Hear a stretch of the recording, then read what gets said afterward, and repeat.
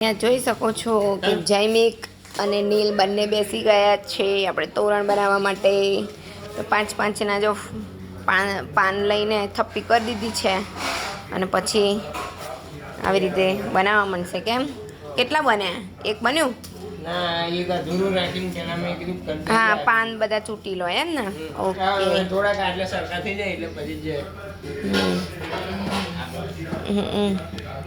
તો જો લો આવી રીતે બનાવે છે.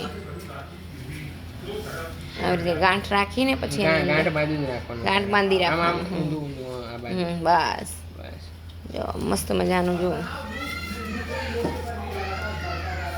ઓકે, તો તમે બધાએ આવી રીતે આસોપાલવનું તોરણ બનાવ્યા કે નહીં કોમેન્ટમાં જરૂર જણાવજો.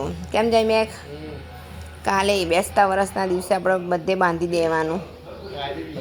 આજે રાત્રે બાંધી દેવાનું એટલે કાલે એટલું કામ ઓછું. રાત્રે બાંધી દેવું.